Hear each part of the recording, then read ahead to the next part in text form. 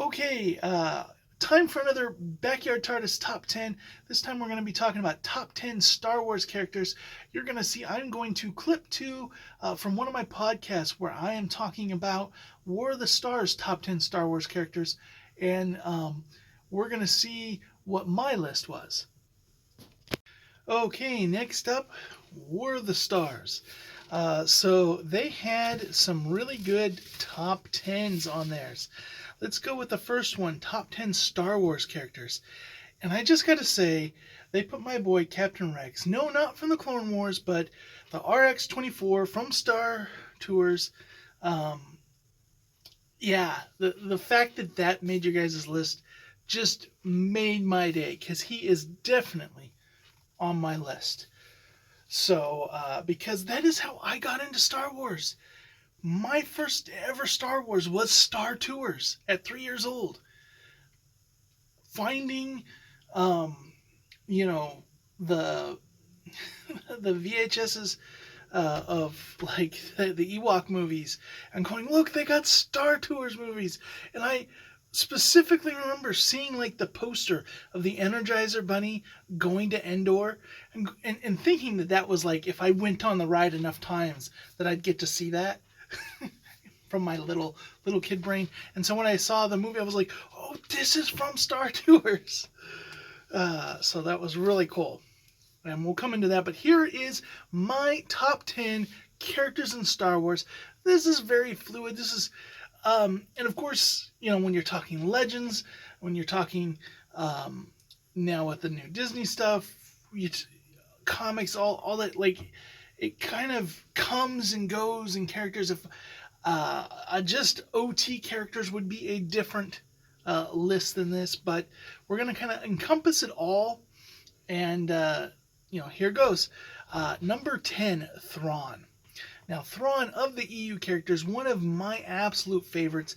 I am a big sucker for the guy that plays the 4D chest. And Thrawn, he's playing 560 chess. And he was that way in the original Thrawn books. He was that way when you brought him back in Rebels. He's just all around, and now the new Thrawn books, he's just a cool character. And he's blue. I love blue. Blue people, it's so cool. So cool. And just the coldness and his demise in the original Thrawn books, so poetic. Okay, number 9. This one I'm gonna give it a co-place because depending on where you are in the fandom, I feel like these two people represent the same role. But Talon Karrde from Legends, those Thrawn books,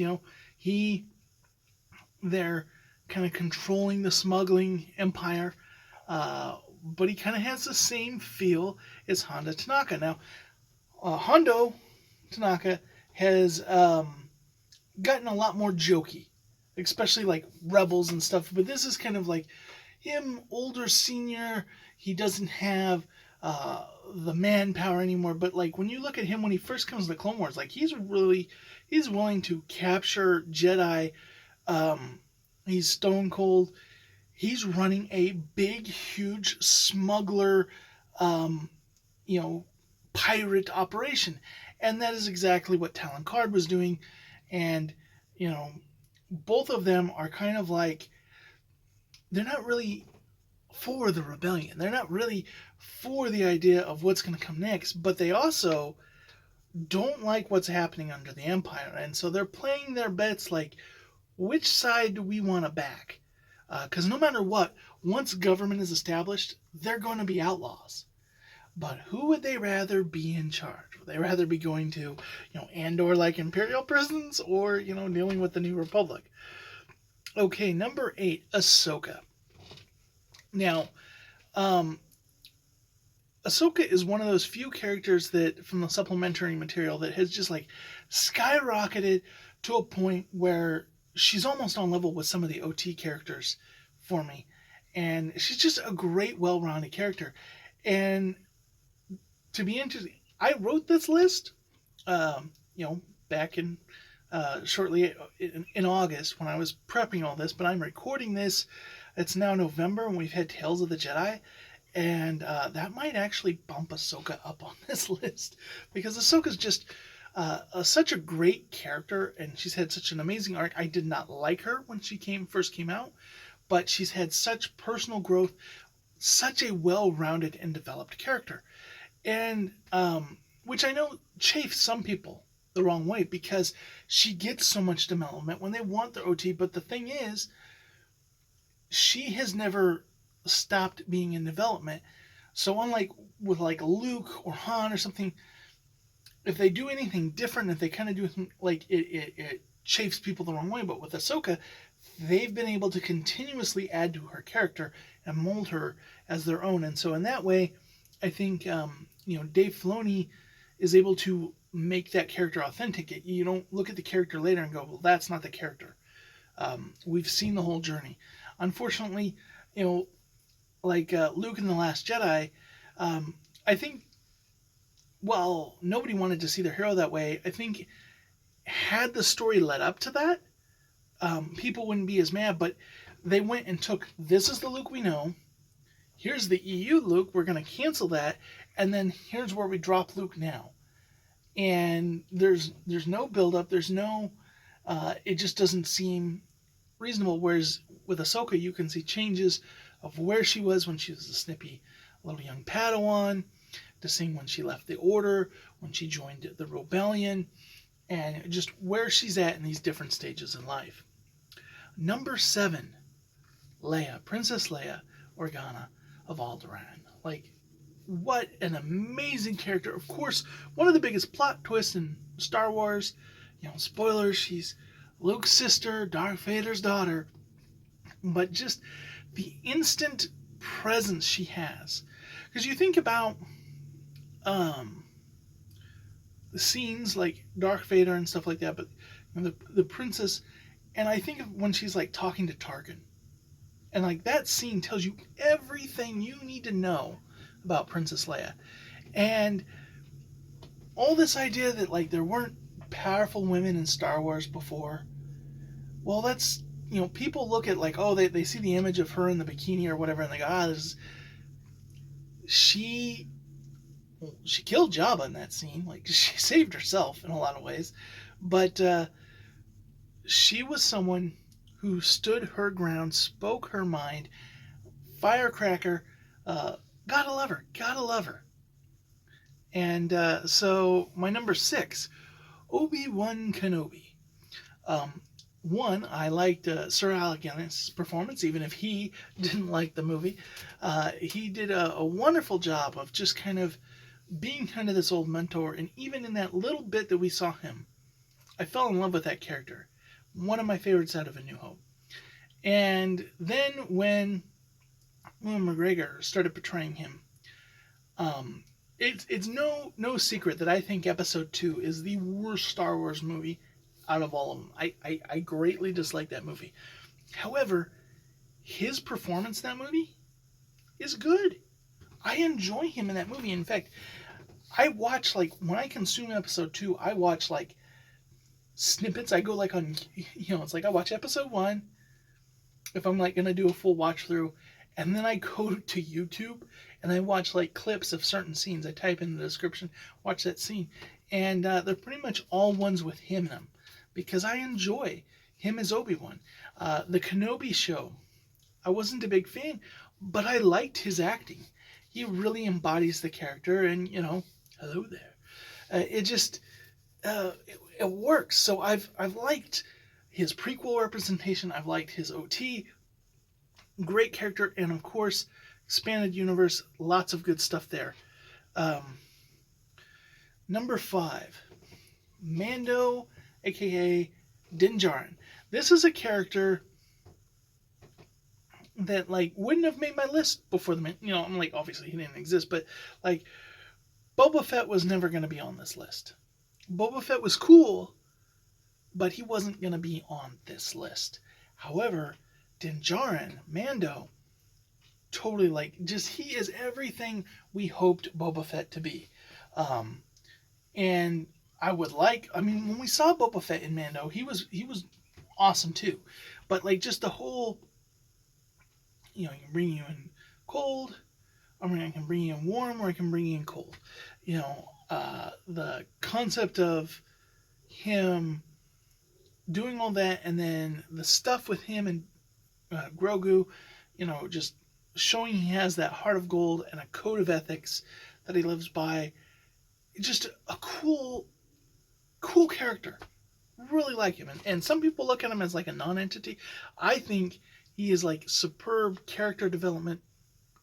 Absolute one of my top. Number 4. Um, when it comes to like the original trio of Han, Luke, and Leia, my absolute favorite is Han Solo. And yeah, that might be a clue to get triggered by some people. Luke Skywalker's not making this list. But Han Solo, after I just dropped that bomb, Han Solo is just, to me, he is what made Star Wars. Like, wanted to be Han Solo. Like, when it came to the Indiana Jones films, I wanted to be Short Round, like the guy that traveled with this cool guy. But when it came to like Star Wars universe, like who would I want to be in the Star Wars? I would not want to be the Jedi with the lightsaber going out and doing all that. But the smuggler, the guy just putting in the 9 to 5 and working against the man and all that kind of, like, Han Solo was just cool in every way. He just oozed coolness. Loved Han Solo, and still do. And so a lot of people are like, oh, everybody identified with Luke. No, I identified with Han Solo. He was always the character that I looked at. And New Hope's my favorite movie, but Han Solo is my favorite character. Luke got better later, but I did not like Luke in A New Hope or Empire Strikes Back. I didn't like him till Jedi. And the EU. The EU did a lot for Luke, in my opinion, in my view of Luke. But Han Solo, by far, the best character. And what they did with him in the sequel trilogy, I had a real problem with that. Of the idea, and this is because of the EU, but he was such an amazing dad. He put his life on the line so many times to save his family. The idea that he would just walk away from his family and go back to smuggling. Is it authentic? Is it true? Like, do people in real life do that kind of thing? Yeah, but that's the point. Star Wars is like a big stage opera. It is a big fantasy.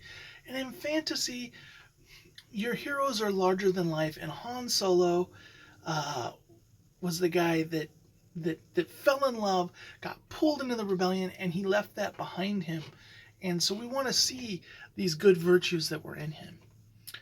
Number 3. This is a big one for me, because I have always said that a movie is only as good as its villain. Like, the hero can't be shine if the villain isn't good, and Darth Vader is the ultimate villain. When he walks in to a scene, he just steals it. I mean, Rogue One. A lot of people say that's like the best Star Wars, movie ever. And a lot of that has to do with Darth Vader. Right there from the beginning when he steps onto the ship, he's so threatening, so menacing. His dealings with Luke, it elevates the movie so much. Even in that initial movie, when you're dealing with the characters of Obi-Wan and Vader fighting, and it's kind of a lackluster battle, the conversation they're having, Darth Vader, the presence just elevates it. Darth Vader is so cool. He is the villain. I mean, none of us want to be Darth Vader, but we still think like he's just so cool. Okay, number 2. This is my favorite of the OT characters. Even beating out Darth Vader, R2-D2. R2-D2, I was obsessed with droids as a kid. And we'll get to that in my number 1. But R2-D2, just his character throughout that, his kind of like sass and talkback, and yet utility, and how like the whole movie is really revolving around him and C-3PO. But I always identified with R2-D2. I had, as a kid, R2D2 merch everywhere. I had an R2D2 cooler, I had an R2D2 boombox, I had all sorts of stuff. R2D2 everything. Um, by far, my, you know, favorite of the OT characters. I just love him. And he's part of Star Tours. Right there from the get-go. Already fell in love with him right there.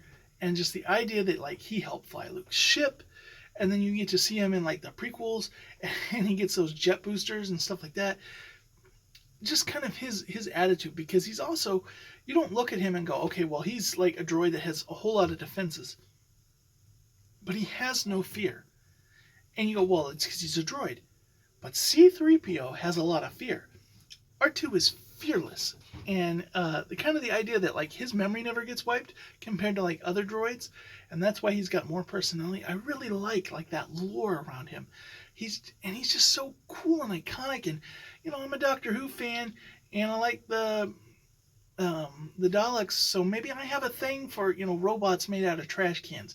But I just gotta love R2. R2D2 is best boy. Okay, number one, as mentioned earlier, RX-24 Captain Rex. Yes, voiced by the guy from Pee Wee Herman. This droid, like, he just captured me. And my fascination with droids, I think a lot has to do with Star Tours. Like, going on the ride, big part of the thing is the line. Seeing all the droids working in different things. I was also a huge fan of, like, Short Circuit, the Johnny Five, because he reminded me of some of the droids there from Star Tours.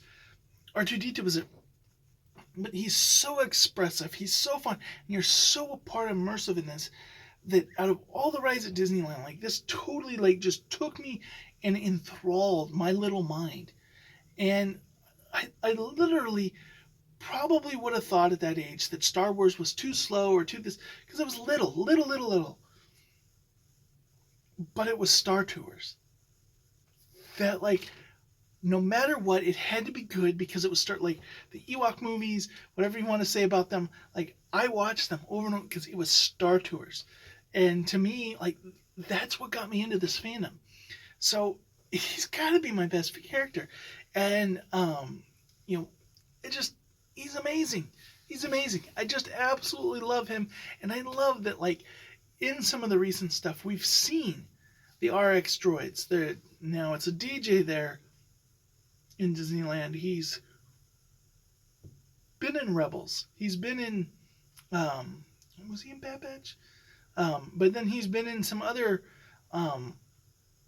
stuff. I'm trying to remember if it was, I think it was Book of Boba Fett. Like, Book of Boba Fett, didn't like that show overall, but there was, like, an episode where there was an RX droid, and I remember it being an episode I didn't like, but no matter what, at the end of the episode, I was happy because I saw an RX droid. I love this guy. Love this guy. And hashtag bring back the original Star Tours. Please, please bring it back. Or make it a VR experience. If it is, let me know, because I haven't invested in VR, but I've kind of been thinking about it. So, as always, when I do these lists, I give a secret number 11, and my secret number 11 is Yoda. Yoda is one of those characters that is shrouded in mystery, and while I've never said he was my favorite, and it was interesting in the prequels, it took me the longest time to decide if I thought that was dumb that he was jumping around like that, or if it was the most awesome thing I'd ever seen. In the end, I think I kind of leaned towards the awesome, but most of that came from seeing him in the Clone Wars. Seeing him in the Clone Wars really made me drawn to that character, but he's shrouded in a lot of mystery, and I think that's a big part of what makes him compelling. Is he one of my absolute favorites? No, but at the same time, if you tell me Yoda's going to be something, that automatically gets my interest perked, so that tells you something. When something was a baby Yoda, and I was like, oh my goodness, that's Yoda's species, a baby. Whoa. The amount of hype. Obviously, there's something there with that puppet. Yaddle. When Tales of the Jedi came out and Yaddle was going to be in it, it's just like, all of a sudden, it's like, another, because of how much mystery and excitement has been around this character. So while I don't, he doesn't have the most screen time. He doesn't have the most stuff to draw me to. There is just something about that puppet that really brings you in. Okay, well, there's a top 10 characters in Star Wars. This was clipped out of my video where I did a roundup of the Red 5 network, and I talked about War of the Stars list. But this is my list. What's yours? Let me know down in the comments below.